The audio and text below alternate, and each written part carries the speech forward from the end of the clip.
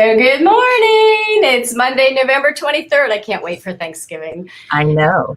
I'm going to come over to your house, actually. Yes. Socially distancing. You're having a party We outside. are having Thanksgiving outside in the driveway with the fire pit on one side. We're going to pop up a tent on the other, and everybody gets their own square. Perfect. So, we're so full of these fire pits in the driveway. It's really good. So anyhow, everybody, welcome to another edition of Savannah Community Headlines Live. We are a virtual water cooler since we can't really go hang out at coffee shops during the pandemic. We're just hanging out here on the virtual water cooler. Today, we're going to get to congratulate Savannah Scores BizPitch winners.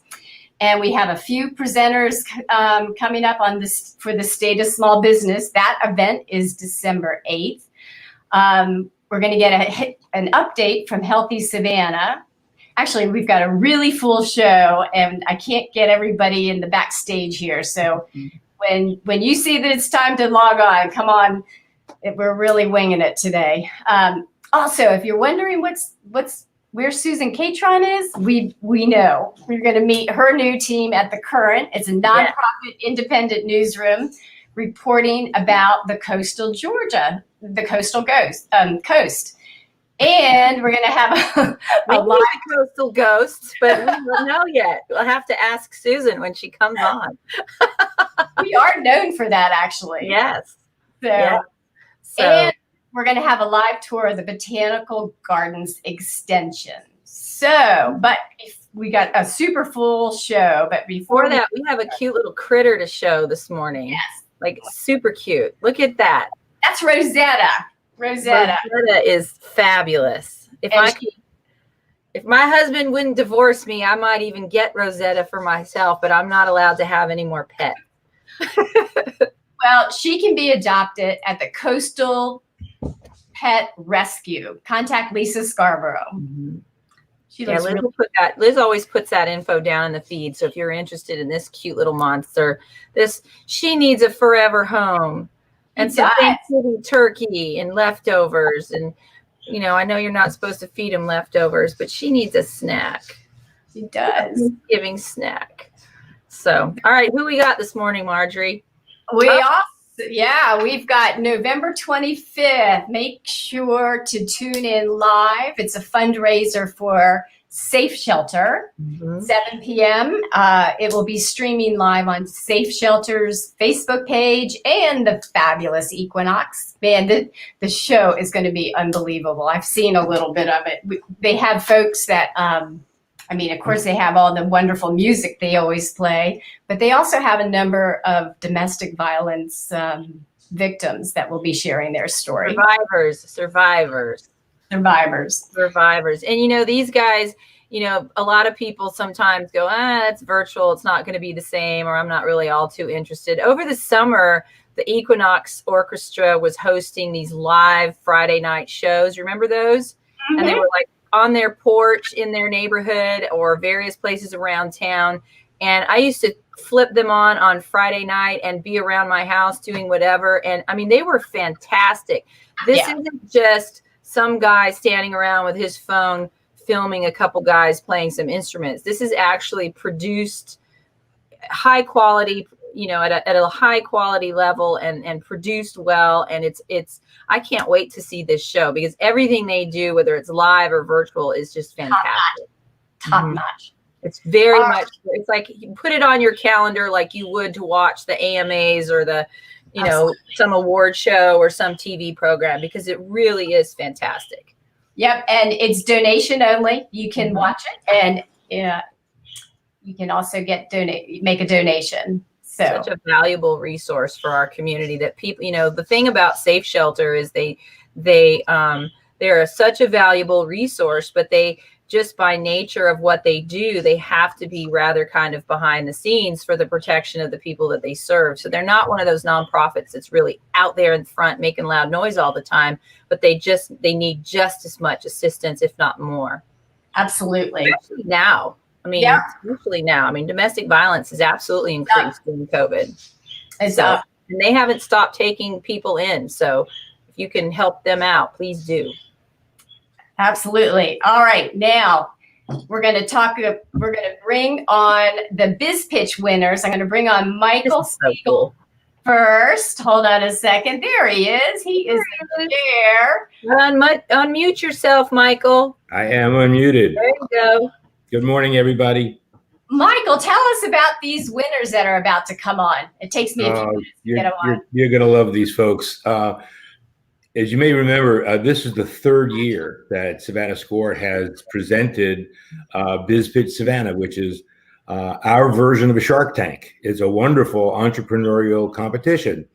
And this year, we had 41 people apply to have a chance to pitch to our judges. And from that group, eight terrific aspiring local entrepreneurs were selected to make their pitch. The event occurred virtually. We actually recorded it the day before the actual posting. So this year we recorded it the day before, and then we made it available on YouTube, and it is available on YouTube at our YouTube channel, which is at BizPitch Savannah. And so each of these 8 folks had 4 minutes, only 4 minutes, to pitch their business idea to just a great panel of 5 judges. And from that group of folks, and the judges, by the way, the judges paid all of the contestants the highest compliment when they were deliberating and trying to select the 3 winners. They said, "This is really hard." Well, that's because all of these folks did a great job with their pitches. So all 3, and you're going to meet these wonderful winners in just a moment.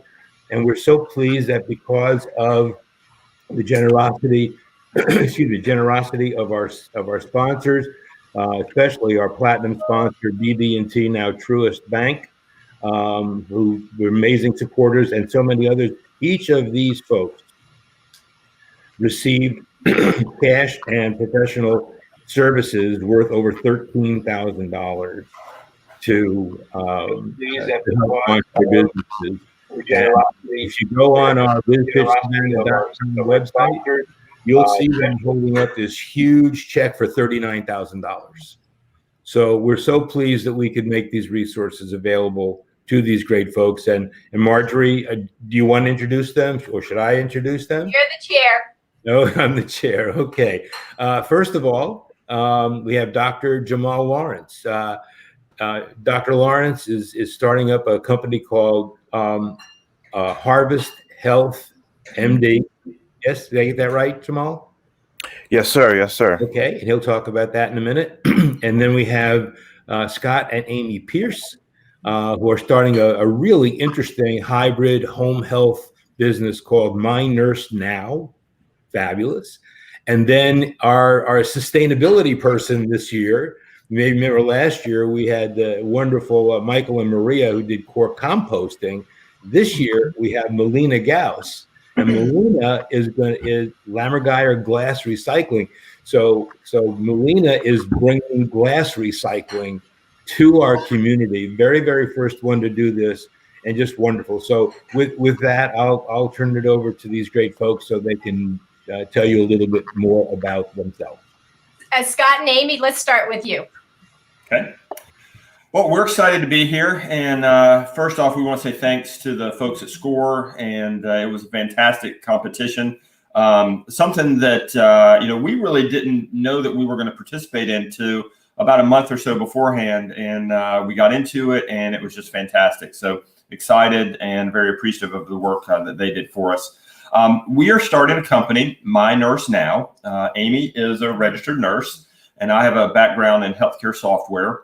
And we have a couple of other businesses in Savannah right now that focus on the healthcare continuum. We have Coastal Care Partners, which is an aging services company. And we also have Coastal Independence and Mobility, which is a home medical equipment company.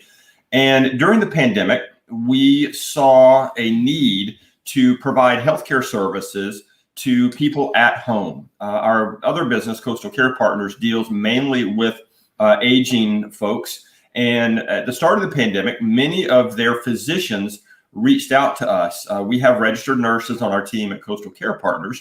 And the physicians for our clients reached out to us and said, hey, we're doing virtual visits. We don't think that these folks need to come in to our offices where they could be at danger.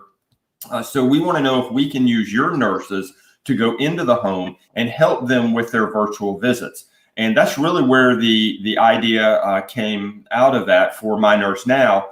And we're doing a service that's called a hybrid house call. The physician will be virtual on a Zoom call or on FaceTime, but we're sending a nurse physically into the home. And really the value of that is that a lot of elderly folks are not really comfortable with technology, so the nurses can facilitate all of the technology, but also you get to have all of the benefits of having a physical person there. You can get vital signs. You can physically lay hands on the patient. So if the doctor sees something during the virtual exam, the nurse is there to help assist with any type of orders that we need to do, any lab work that we need to do. The nurse can take that. So it's really a sort of a combination virtual house call with all the benefits of being there in person. So our tagline is modern mobile healthcare. And we're bringing back the house call with a high-tech twist. Gosh, congratulations. I mean, that is a much needed service in this area. Way to go. So thank you and congratulations. Let's get Dr. Jamal Lawrence talking about his organization. Let me pull you on here. Good morning, everyone. Good morning. Congratulations. Thank you so much. It's very exciting to be a winner. I want to express my greatest gratitude to SCORE for all of the opportunities and the help that they provided us preparing for the biz pitch and the resources that they provide us afterwards. And so I'm going to talk a little bit about Harvest Health MD. That is my business. I am Dr. Jamal Lawrence, a board certified family medicine physician and the founder and owner of Harvest Health MD. Harvest Health MD is a direct pay primary care medical office who seeks to provide compassionate care to the diverse populations of Savannah. Harvest Health MD was developed out of the current constraints of the medical system, which have increased costs, limited access to patients, and limited the quality of care that they receive.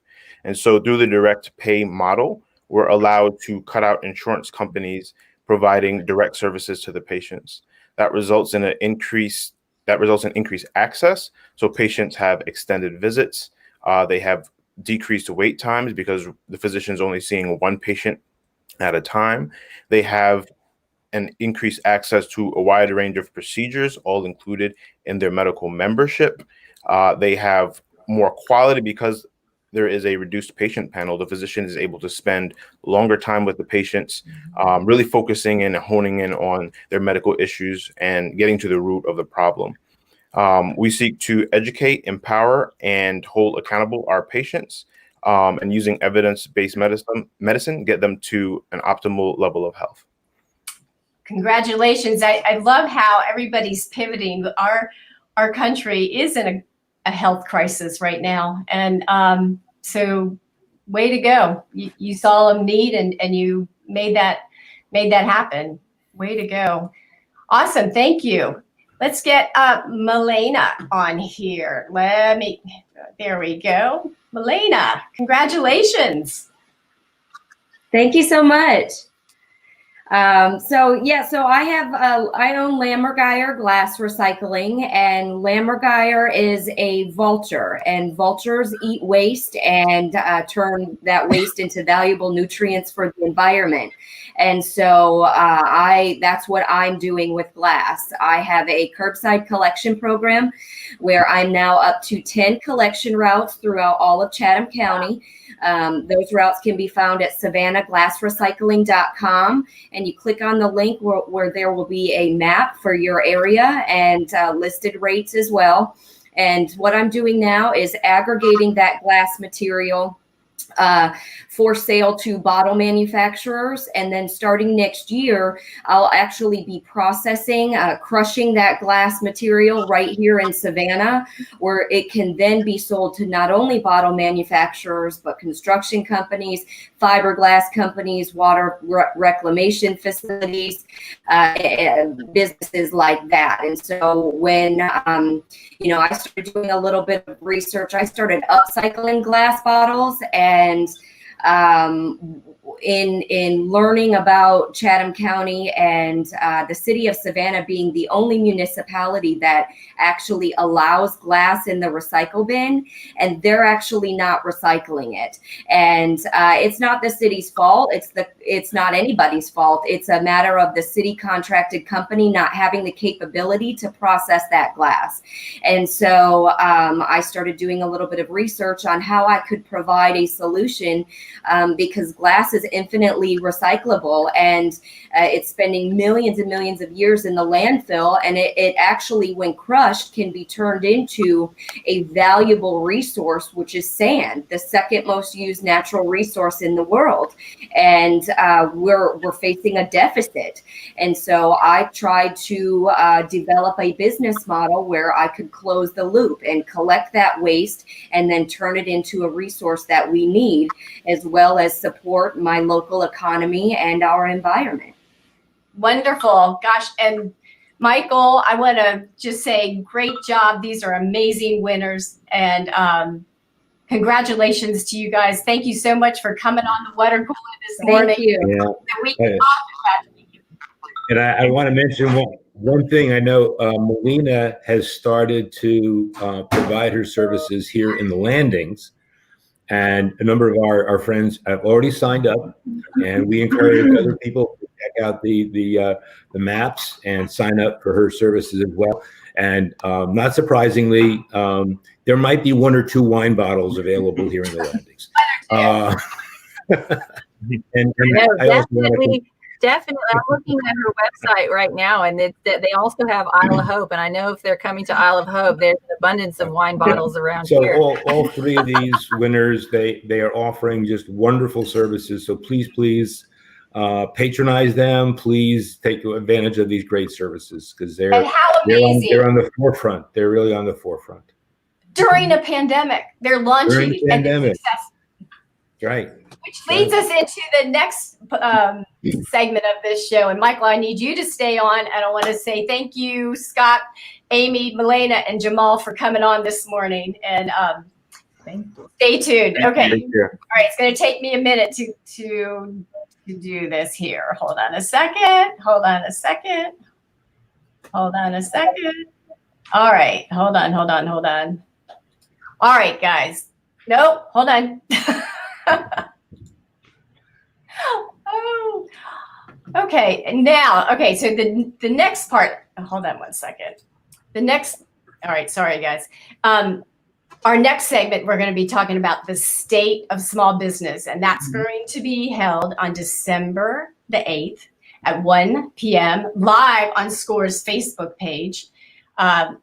Every year we ask industry experts to come on and give a very short 3-minute report of benchmarks that small businesses can look at and say, wow, real estate is on fire. That means it's probably going to be very expensive. But anyhow, today we've got 2 guests coming on, actually 3 guests, talking about their benchmarks on this upcoming program. So hold on, I'm pulling on Bo Bowen and Rhett Mouche.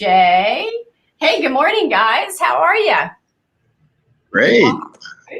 So, Bo and Rhett, for the past 8 years, you have been doing the state of small business. And Bo, go ahead and give us an update of what's happening with the film industry during COVID, during this 2020 crazy year that we're in. Sure, I'd be glad to. Well, 2019 was a banner year, by far the best Savannah had ever had in terms of film and television production. And then, of course, COVID hit, coronavirus, and it was not only catastrophic for the local industry, but you're talking about statewide, nationwide, worldwide. The entire industry just essentially ground to a halt at that point. So 2020 numbers are obviously going to be way down from what we have become used to seeing here in Savannah. But the positive side about it is that The entire industry has come together. They've worked out some protocols to be able to start production back safely. And because of what happened, now the demand for content is greater by far than it has ever been. So I think we're looking at a very bright future for the industry. Wonderful. So Bo will be presenting live on December 8th at 1 p.m., streaming on SCORE's Facebook page. Of course, SCORE is the sponsor along with Wells Fargo. So Michael will be there talking about it too, welcoming everybody. All right, Rhett, we've got you. Tell us what's happening with the real estate sector here in Chatham County. Sure, and good morning, Marjorie, and thanks for letting me be on this morning. As of a few weeks ago, wasn't sure exactly what this report was going to be because we were still evaluating the effects of COVID and how it was affecting certain segments of the real estate economy, especially in the retail hospitality where Savannah is. But overall, it's a positive report, and basically the positiveness of the report is based on the Georgia Port. Georgia Port is growing by leaps and bounds and is expanding not only our industrial sector and warehousing that we need to accommodate the demand, but we also have a strong growth force going on with the multifamily industry. Savannah, from a hospitality standpoint, is coming back strong. We're hopeful that in the next few months it'll be basically where we were at beginning of March last year. And how does that affect small business? Of course,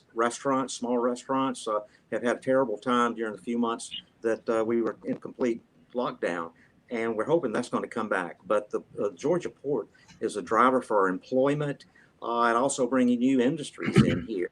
And we've had almost 6 million square feet absorbed just over the last year, and we have several million under construction right now, and we'll get into that a little bit more in a couple of weeks. But overall, I think Savannah and the Southeast have a very optimistic outlook.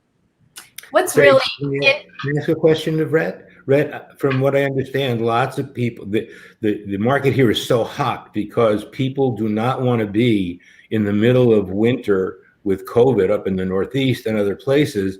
And they're making a decision, I got to get out. I have to go to a warmer climate, a place where I can be outside during the winter.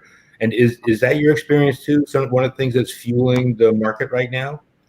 Yes, and even though I'm just in the commercial sector, industrial sector with multifamily apartments, but hearing that almost every day from residential agents that are out there, basically I've been on some national Zoom calls where we're hearing it from the other cities that people are moving to the Southeast and especially Georgia and Florida.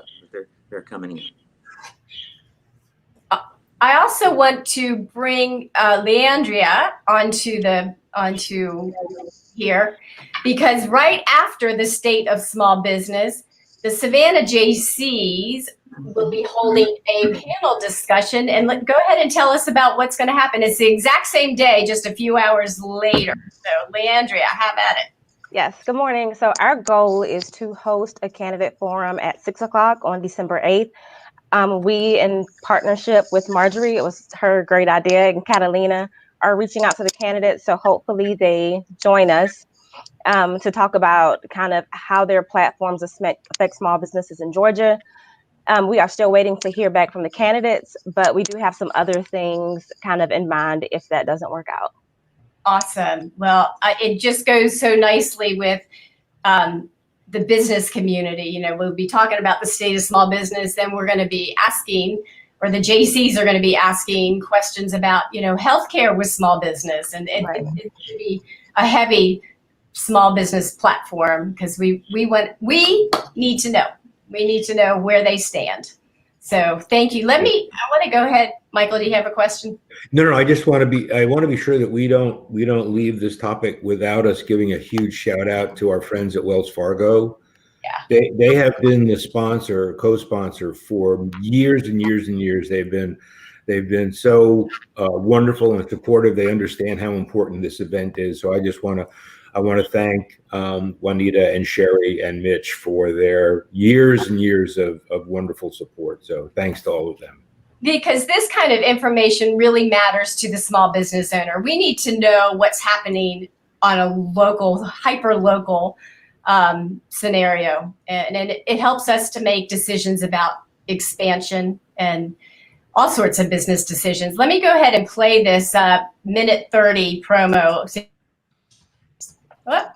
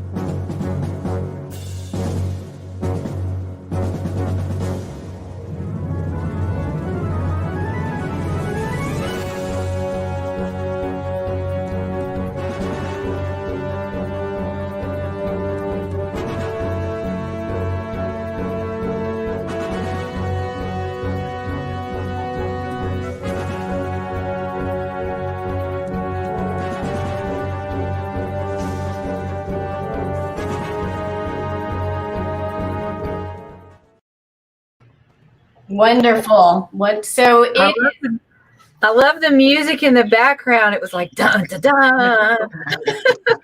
Very dramatic. What's so interesting is this presentation on December 8th will end up in the Georgia Historical's COVID-19 gallery display. Wow.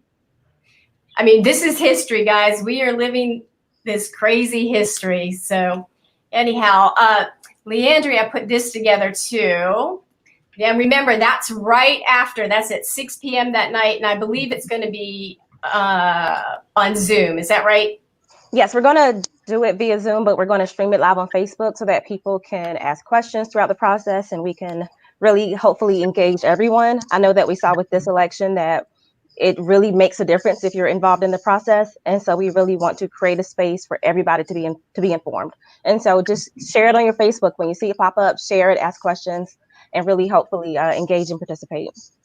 Wonderful. Well, thank you, Savannah JCs, for doing that. They are very well known for hosting panels. Bo, I believe you moderated all the mayors a couple of years ago, didn't you? I did. That was a fun time. Yep. So it matters. And so thank you for doing that. All right, guys. We will see you guys on December 8th at 1 o'clock. Streaming live on the Scores page, on the Facebook page live. And thank you for doing it. And I'm going to get you all backstage, and then I'm going to be pulling on Healthy Savannah next. So, okay. Right. Take care, everybody. Leanne. Happy Thanksgiving, Leanne. everybody. Yep. Hold on a second. Thanks, Rat. Thanks, Bowen. See you soon. Thank you. See you soon. And Michael, man, Always you really had always a pleasure, some ladies. wonderful winners. Busy. Thanks so much. They're wonderful. Appreciate Michael, that. busy. Have a great Thanksgiving. You too. Michael. Thank All right. you. All right.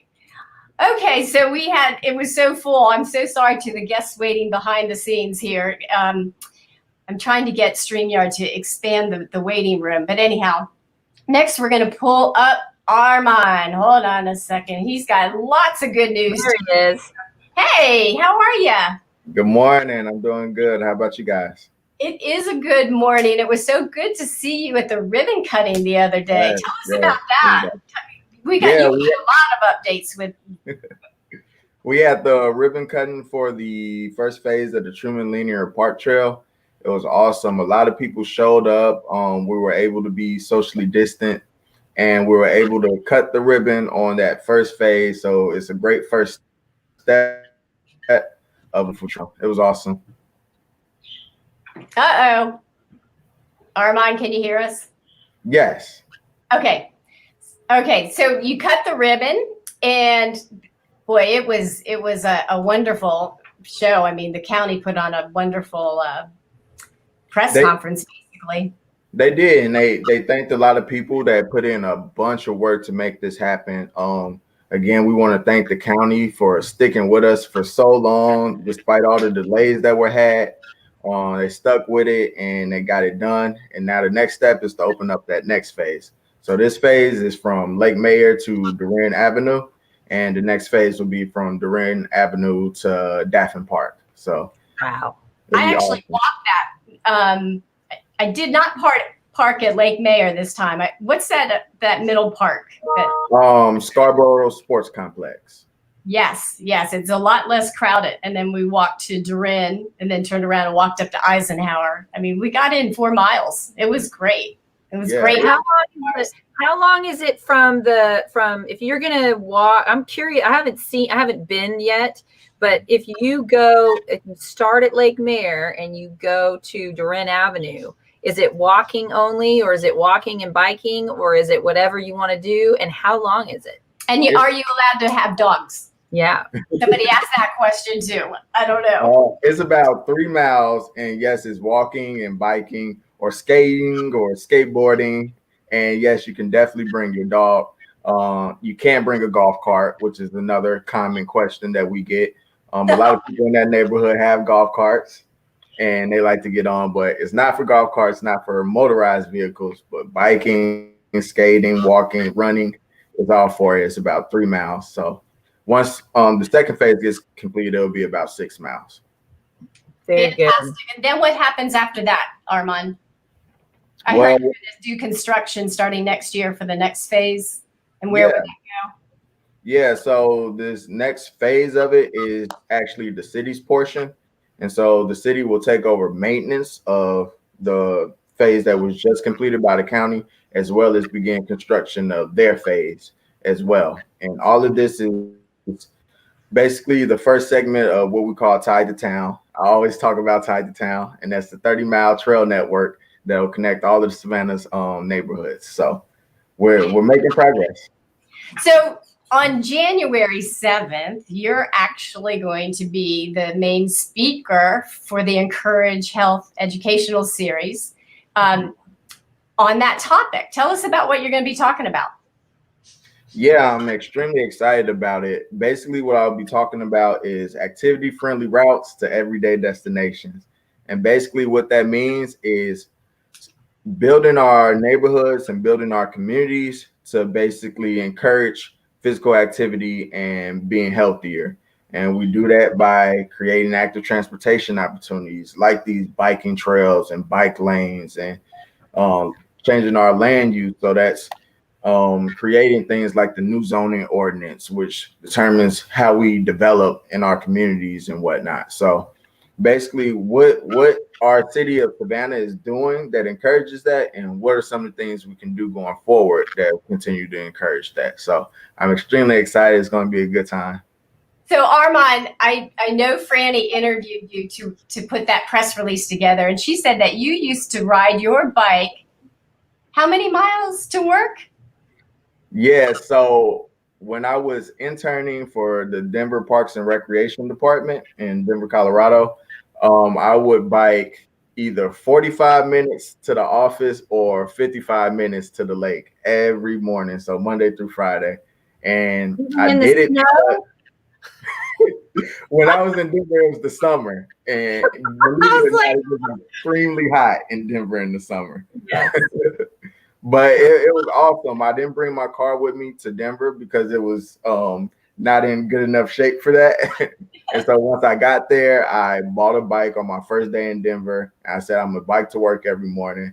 And for the first week, I couldn't believe that I decided to do it. But after that, it like really changed my whole perspective on what it means to really commute to work on a bike, or get to the grocery store on the bike, and get to church on the bike. And I did it all. So I really appreciate it. And I think it's kind of guided my current situation. Absolutely. So what kind of tips do you have for folks that want to ride their bike and go grocery shopping? Did you have baskets on the back of your bike, or did you have a backpack, or how did you manage to do that?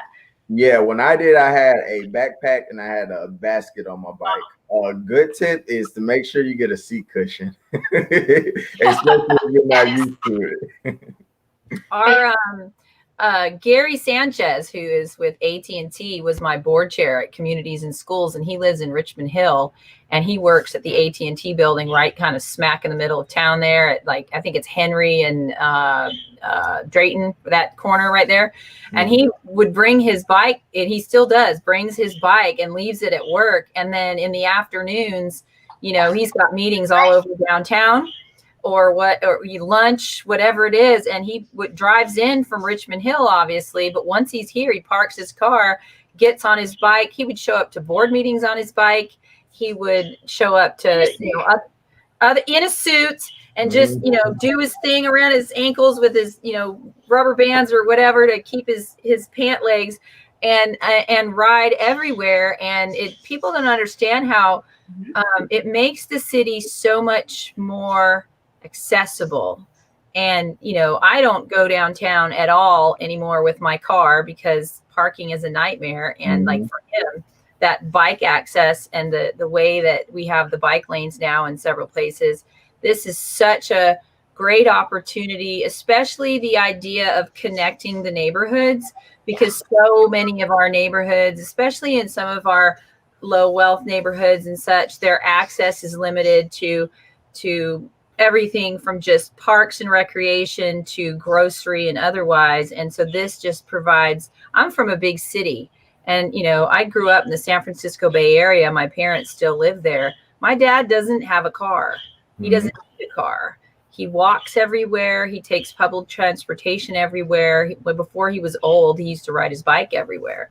And so just like Denver, the cities are much more connected and people tend to be healthier in those environments. So I think it's fantastic. I love the smallness of Savannah and we like we're our own little bubble down here. But this is great for people just in general. We have such a beautiful place. Like you said, it's nice here all year round to be able to get out and go. It's fantastic. Yeah, you really hit the nail on the head. Access is so important, especially when we're talking about our low wealth African-American populations here, our neighbors. And it's so important for that access to be available to them.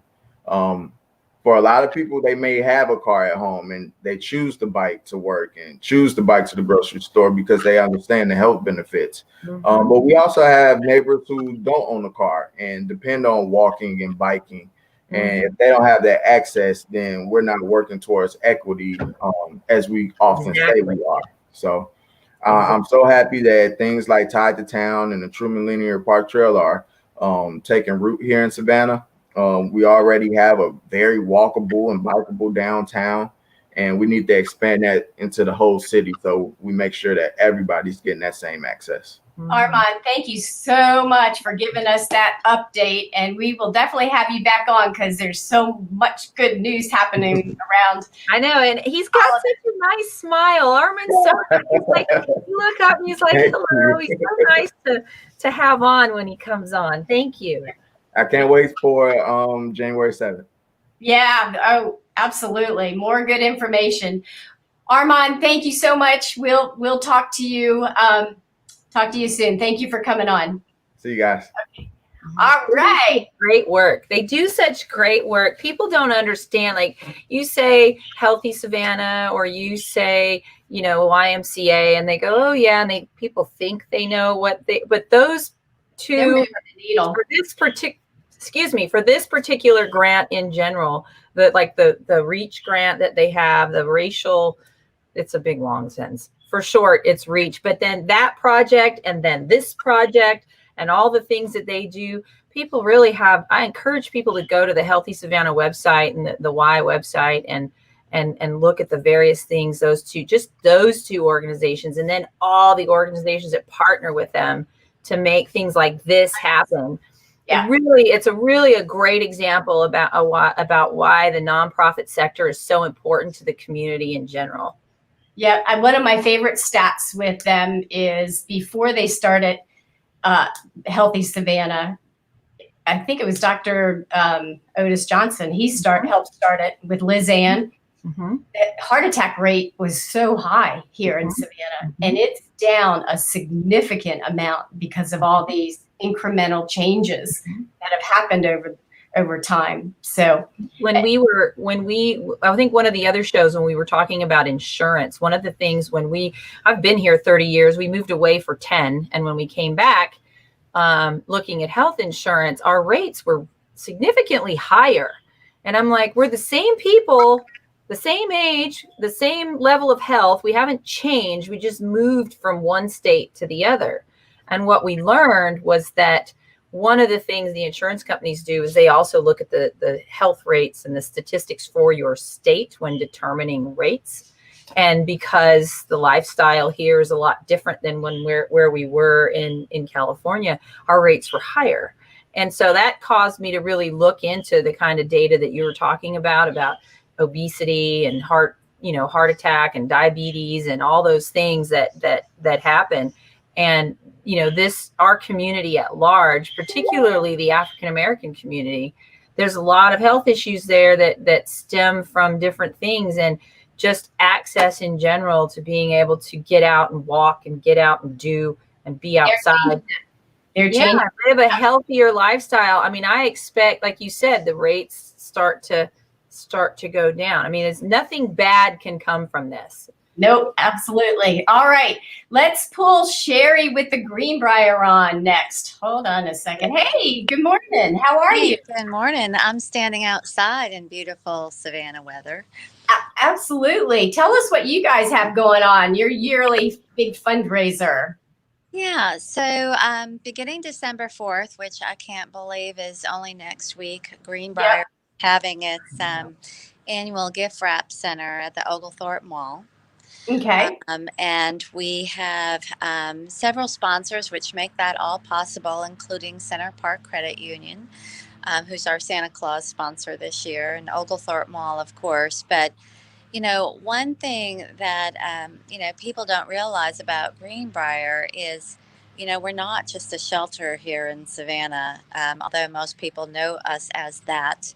We also operate 2 early childhood learning centers, which are on Tatnall Street and East Bolton Street in downtown Savannah, which provide an early education for families, for children of families who are low income. So, the average price for a month of early childhood learning here in Savannah is over $1,000 a month. Oh my goodness. Yeah, well over $1,000 a month, actually. And so, for people who are making minimum wage or struggling to survive, having access to early childhood learning for their children is so important and so vital. So this gift wrap center will help support our efforts to raise money for our programs here in Savannah, including our early counseling, our counseling programs for families and children, which are free.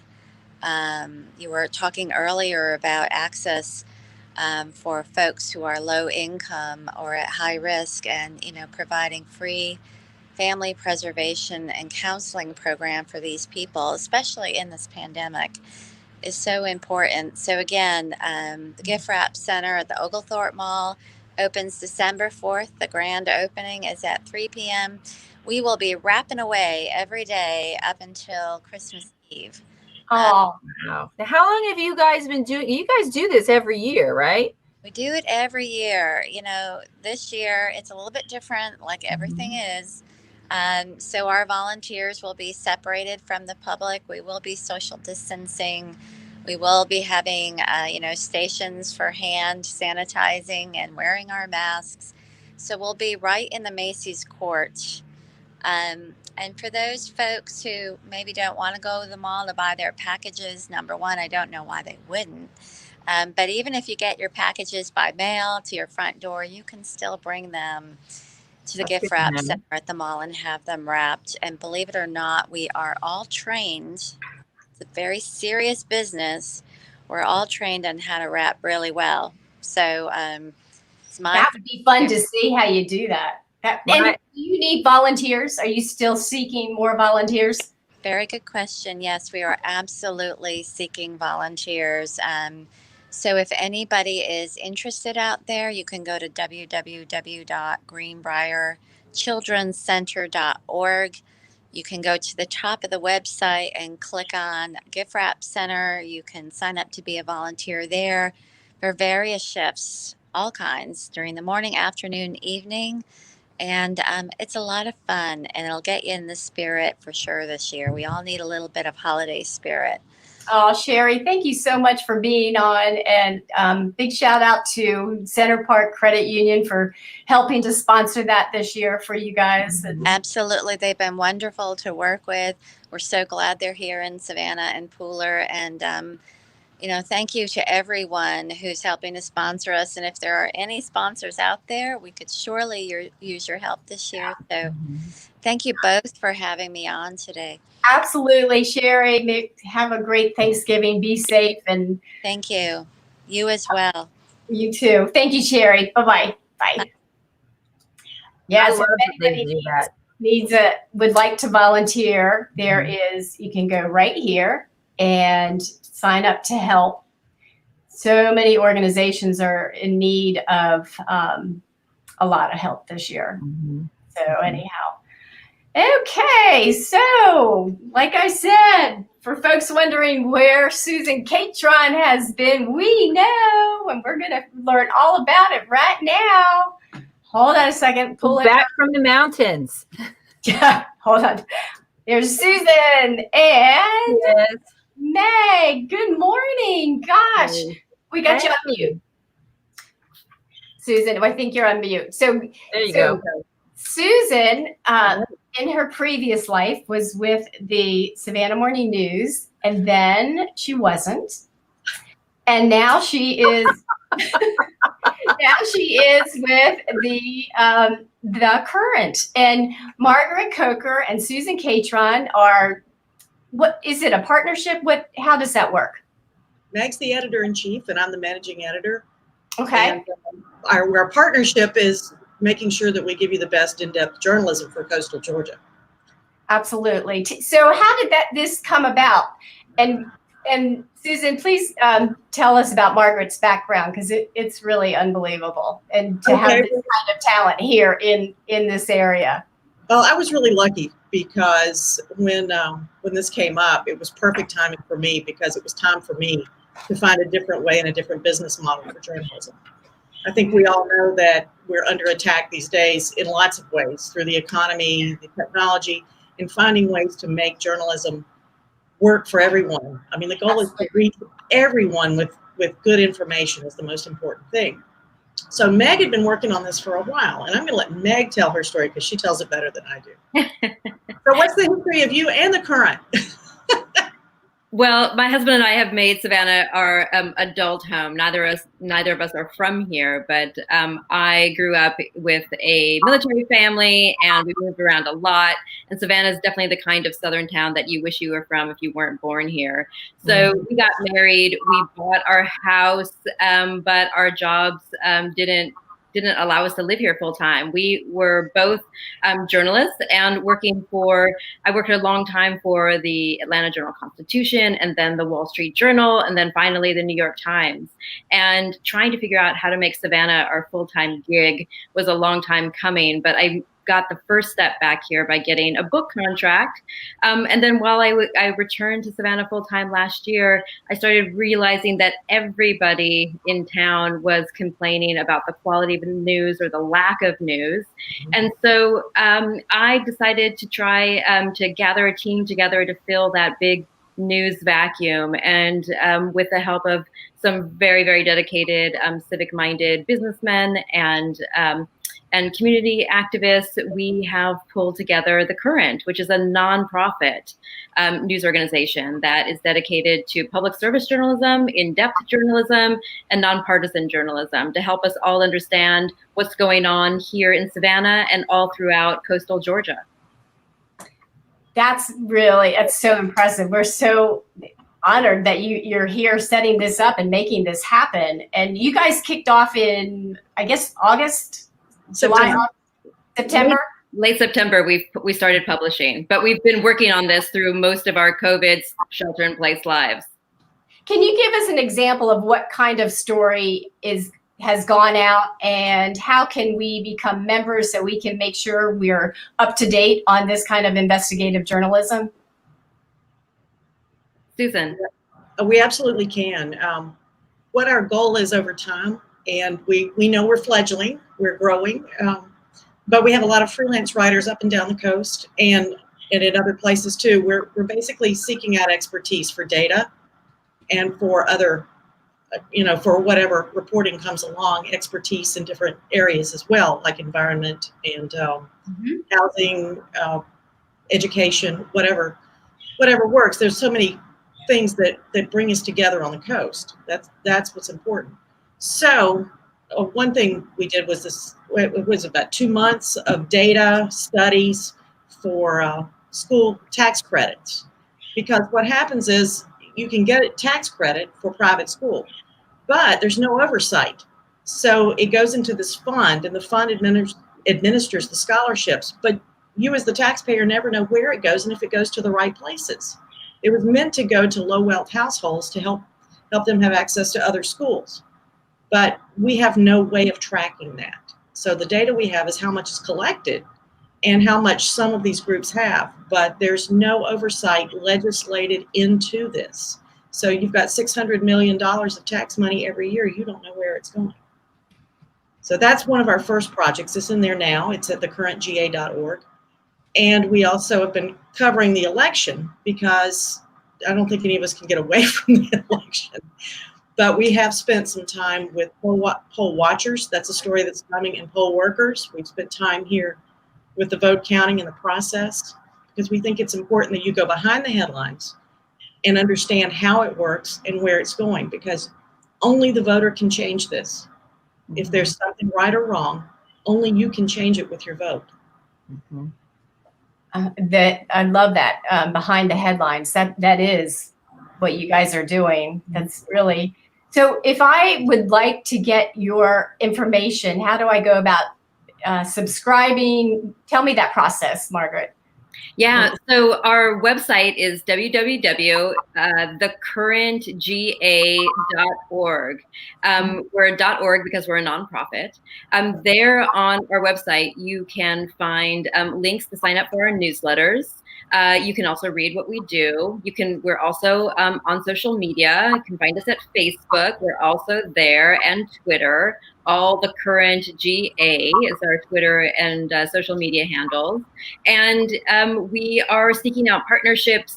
We have full-time experienced journalists, but we're also seeking out partnerships with students who want to learn about journalism. We're looking at ways in which we can engage Savannah State and Georgia Southern and their journalism programs.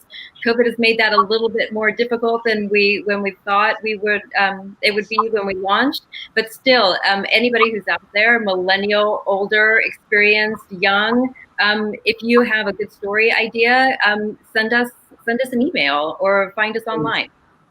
Awesome. Yeah. And oh, go ahead. But you can still read it, but people can make donations, correctly? Yes. In fact, that's the other part of this is I left a for-profit business to come do this, because this is that important to me.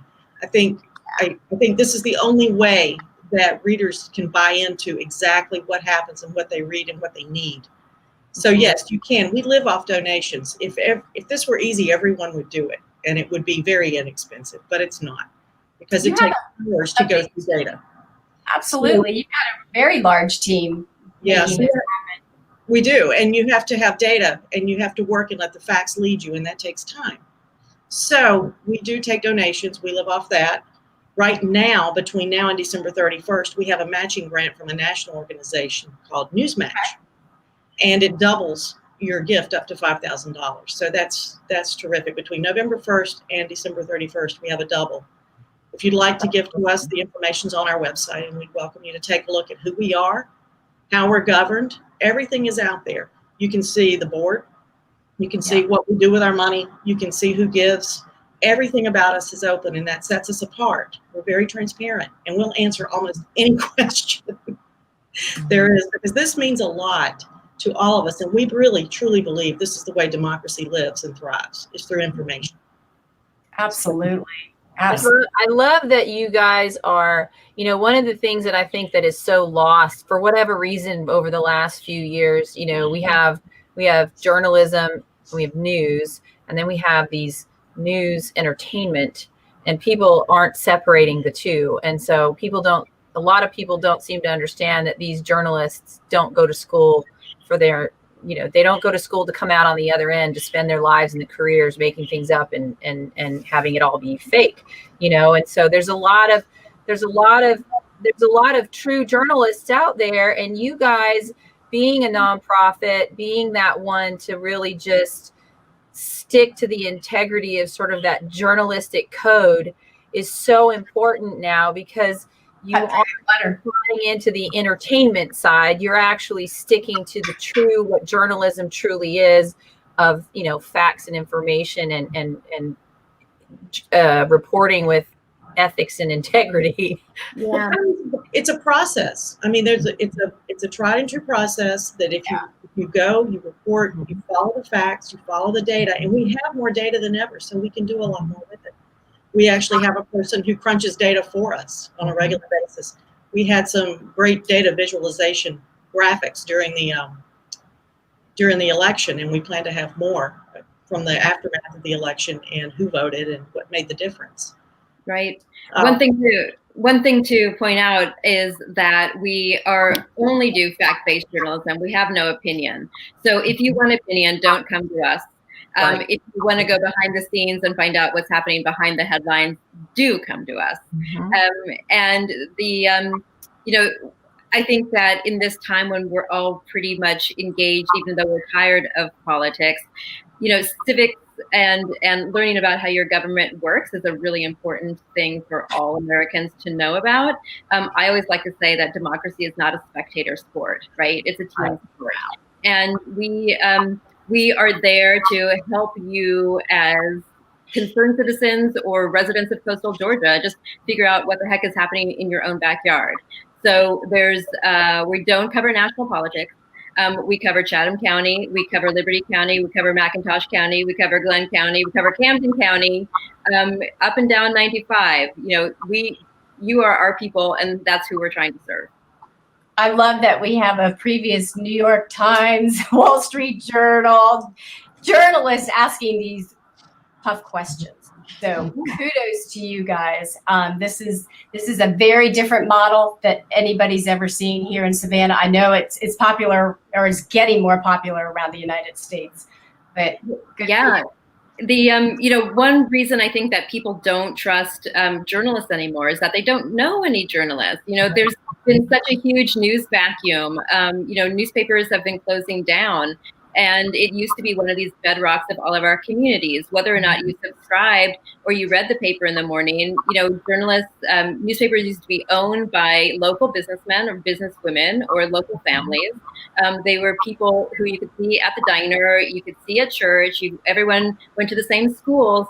And so you understood where that news was being generated and who the faces were that were in your newspaper every day. And now, just like globalization, the local ownership of news has gone away. And so with due respect to all of our journalist colleagues who are fighting the good fight and trying to bring you good news, the ethos of the companies who are publishing those newspapers don't have the community at their heart.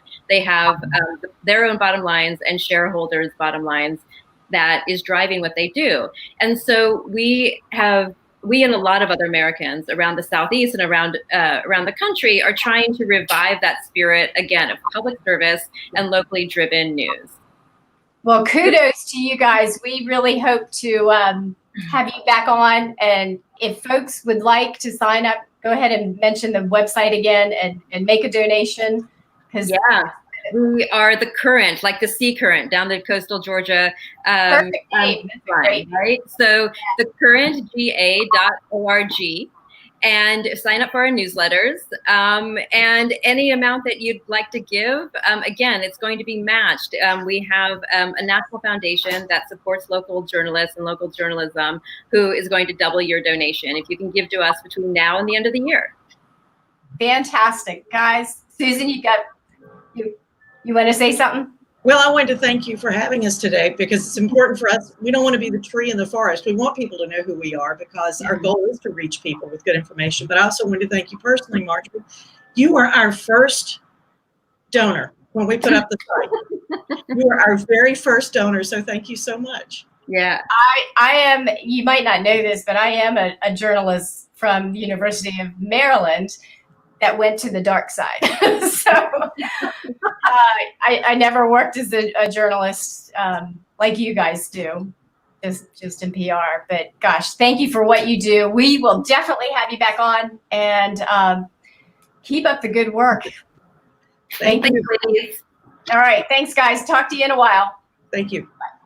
One of the things Margaret said there was really so true. If you think about our own local newspaper, when it used to be downtown,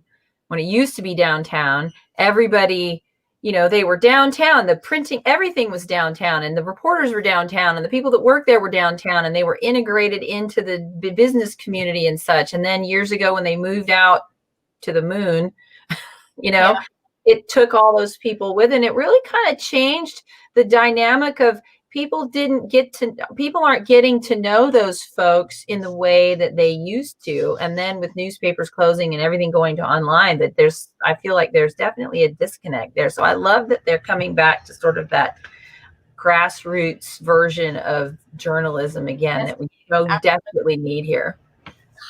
Leslie, thank you for hanging on. We definitely went over in time. Leslie is with the Botanical Gardens. How are you? Can we hear you? Oh, we can't hear you. Nope. Hi, Dios. You don't show muted. Can you hear me now? Yes. There you are. Perfect. Hi, how are you guys? Good. I met Leslie at I guess it was a grand opening at Center Park, and they had, they were doing check presentations out at your facility, and I was so impressed. It was so beautiful. Yes. So I'm Leslie Weaver, and I bring you greetings from UGA Extension and the Coastal Georgia Botanical Gardens. And we are so happy to have that you guys have us on. We are just blessed to be a part of this platform, but we just wanted to share a little great things that we have coming up for this holiday season. We know that many of you in the community know about our Coastal Botanical Gardens located on Highway 17. And it is our hopes that you will come out with your family from November 27th through December 4th to take part through our Garden of Lights, our light show. Oh, fun! Yes, usually it's a walkthrough situation, but this year Holiday Lights is going to be a drive-through. It is $25 per car. So pack up your family. You can ride in your pajamas. You can ride in your sweatshirt. Bring your cookies and your cocoa and come through and come through and enjoy beautiful lights on the property, on the gardens, and also take part in our beautiful landscaping, our flowers, our products, our produce. Just come through and just check it out and see all the great things that the staff has prepared for you all. You can pay at the site. $25. You could pay with cash or card. We're trying to be COVID safe, so we're not doing online payments because we don't want to really be touching cell phones and things, but our staff members will be maxed up, gloved up, and ready to go. So we hope that you guys come out and enjoy with us. How long have you guys been in the area? I mean, for as long as I can remember. Well, Extension has been here in the system maybe like 100+ years, right. But I believe maybe the Botanical Gardens or so, at least over 10 years. Do not quote me, but I know at least over 10 years. Yeah. So and we've had changed a few names: Bamboo Farms, Bamboo Gardens, Coastal Botanical Gardens. So we're just happy to be a part of the community, and the support that we receive from you all is always endless. So just great. So folks, that if you want to buy plants, can you buy them? We do have plant sales. Our garden is open now from Thursday through Saturday. from like 10 to 2, and you can come in. It's free to enter, or it could be by donation. And when you come in, sometimes we do have plant sales. So it'll be a plethora of different plants, some from the property, some that our master gardeners have planted, and they would like to sell. So you can come in and definitely pick up a plant, whatever you would like. Now, the variety is very exotic, so I can't tell you what we have, but definitely feel free to just come by and to see, or always check online and give us a call. And, you know, if you have a question about what's in your yard or what you're planting, you can call the UGA Extension office so we can advise you properly. We do soil samples. And if you're interested in possibly being a master gardener, you can apply. We're taking applications up till January, and it's a great organization to be a part of. And you guys, master gardeners, help us in the community when it comes to planning and figure out what needs to be done within our county. Is there a charge for folks to call and just have questions about the soil around here? Yeah, they call all the time. We just call us out. Is there a charge?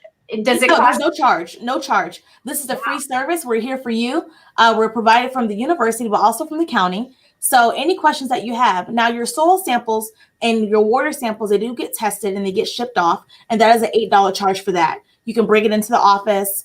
We'll bag it up and we'll ship it off, and we'll give you a quick return.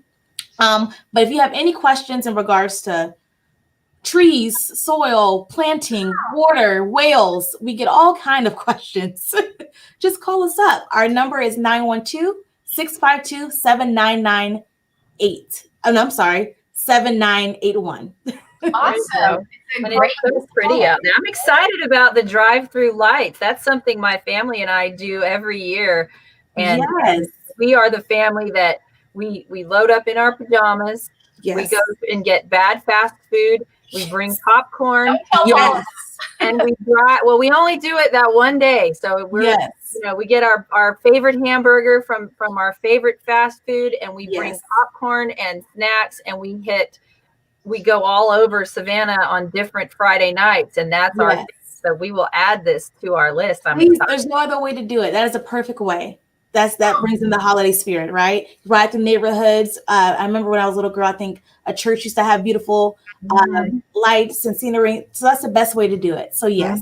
So please add us to your list. Leslie, is there a family package? There is not a family package, but it's just per car. So you can just load it up. However many load up your car and go. I remember when my daughter lived in Atlanta, the Botanical Gardens up there had this. Well, this is pre-COVID too, but it's just, I'm so glad to hear you guys are doing that. Yes. Is this the first year you've done it? No, this is maybe like we've been doing this for years. No, they do the light thing. You guys do it every year, right? We do it every year, but usually it's like a walkthrough situation. Usually in a perfect world, you could walk through with your family. You could fraternize our 4-H department, because they usually sell their Santa's Kitchen. They sell hot cocoa and snacks. But due to COVID and everything, 4-H will not be selling any goodies this year. But we would love for you guys to still come through and just drive through. So we did not want to cut out our holiday lights with COVID altogether. I think we need a little holiday cheer. And there's nothing like a good light show that just makes everything better. Gosh, Leslie, I would love for you to actually take the phone and walk around the Botanical Gardens. I know we're way over time. Well, I'm currently not at the gardens. I'm currently right now in our office in Garden City Extension, but definitely maybe sometime this holiday season we could arrange that. That would be really cool. You can come on, like film it maybe at night too, and come on and we can show a quick little video of like a little teaser of what people have to look right, so they can come on out to see. Exactly. Well, gosh, Leslie, keep up the great work, and thank you for hanging the whole time. No problem. Thanks so much for having us. Thank you so much. Absolutely. All right. Have a good one. Bye. Yep. Well, we're 10 minutes past time, but anyhow. 10 minutes past time. I'm gonna take our last couple seconds over time and just shout out real quick to something that we have going on over at the Habersham Y. I serve on that board, and through communities, and what was formerly Communities in Schools, CIS Savannah, we have a partnership every year where we do the holiday giving tree. And what that is, it brings Christmas to students and families within the public school system here and also throughout the community. But it also actually brings Christmas. A lot of people don't know it brings Christmas to seniors in our area who might not ordinarily have, who might not have people to share that holiday spirit with. And so the Habersham Y, you can pick up a Giving Tree Angel at the Y. You can also go to their website, and Liz will put their website in. If you know of a family in need, then you can go to that website and download a form. And there's some things, it's income based. Our public school system, students and families, we actually work through student services and their social workers. And so the social workers actually will vet those families for us. If you're in a school, then you go directly to social services and tell them that you want to participate in the Giving Tree this year, because we are doing that again. Last year, we were able to serve over 800 families here in Chatham County. And with COVID this year, we expect there to be significantly more. We work with Toys for Tots. We have the Toys for Tots side covered. We are looking for a sponsor for the actual gift bags that we use to put everything in. We're looking to co-brand those with another corporation or business here in Savannah. And so, just contact Liz, can put my Carriage Trade Cat email address in the feed, and you can just contact me that way if you're interested. Talk about co-branding. Here's another one from Park Place. Yeah. Kylie, today. So, lots of opportunities today. We've got this going on over at the Y. We're serving we'll serve well over 1,000 families this year, I'm sure. The Park Place Outreach is doing this thing with Kendra Scott. We've done that before at CIS Savannah, and partnering with them in their shopping and jewelry purchase. They donate a percentage of that back to the partnering organization, and their jewelry is beautiful. It's just absolutely stunning. So lots of opportunities to get involved. Shout out to Center Park for sponsoring so many things. They're brand new to Savannah, and they jumped all in, boy. Like they're on it. So, shout out to them too for sponsoring so much in this community, being so new. They really, really took on a lot and have done some great work in the short time they've been here. We just announced them in the summer, right? Yep. Yeah. It's really fun. Community involvement, that's what makes our community so wonderful. So anyhow, lots of things happening. Encourage Health, gift wrap. I'm excited about the gift wrap. I know we've got Rachel back in the background somewhere, but we're 12 minutes over and everybody's got to go. So Rachel, we will catch you next time. I promise. Yeah. Everybody have a wonderful Thanksgiving. Stay safe. Stay home.